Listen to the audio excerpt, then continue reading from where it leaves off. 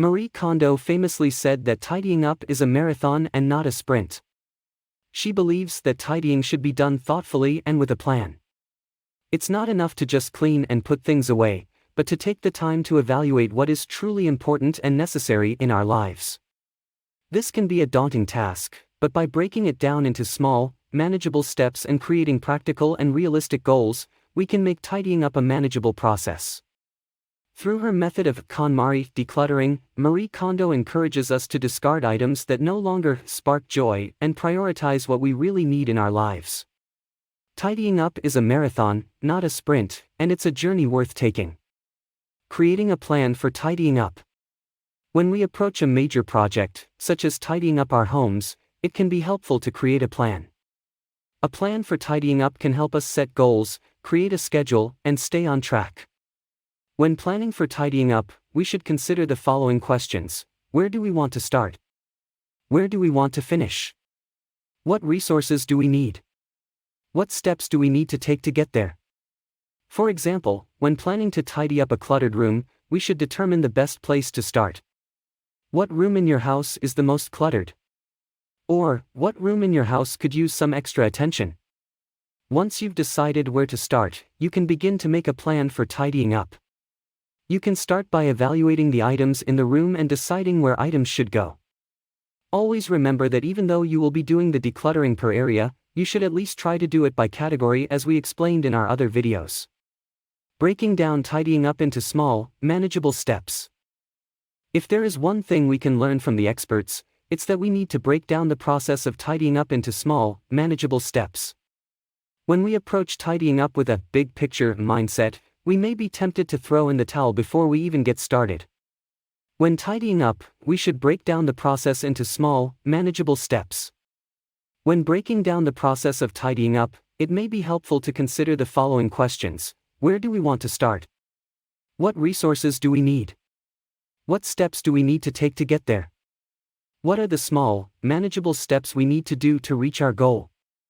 For example, when planning to tidy up a cluttered room, we can start by assessing the items in the room and deciding where items should go. Next, we can start organizing the items in the room. We can break down the process even further by deciding which items we want to keep, donate, and discard. How to stay motivated. As we've discussed, tidying up is a marathon, not a sprint. It's easy to get frustrated and give up when tackling a large, seemingly insurmountable project like tidying up. To stay motivated and reach our goals, we need to find ways to make the process fun and enjoyable. Here are a few tips to keep in mind. Make tidying up a game. Try to beat your best time each time you tidy up. Or, try to beat your best score while playing a game like Tetris. Find a friend to join you on your tidying up journey. Having someone join you on the journey can keep you motivated and help you stay accountable. Be realistic. Remember, tidying up is a marathon, not a sprint. You don't need to tidy up your entire home in one day. You can tidy up a little bit each day until you reach your goals. Making tidying up a manageable process.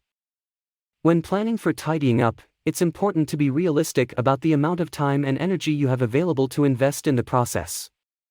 If you're like most people, you don't have hours a day to spend decluttering, organizing, and cleaning.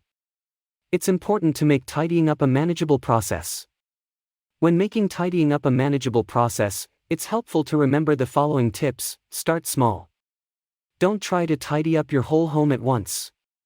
Start with one room at a time. Break big projects into smaller pieces. If you're super overwhelmed with a big project, try breaking it down into smaller, manageable pieces. Don't try to do everything at once. Do one thing at a time. Be realistic about how much you can fit into your day. Don't try to fit too many things into one day. It's important to take breaks and rest as you tidy up.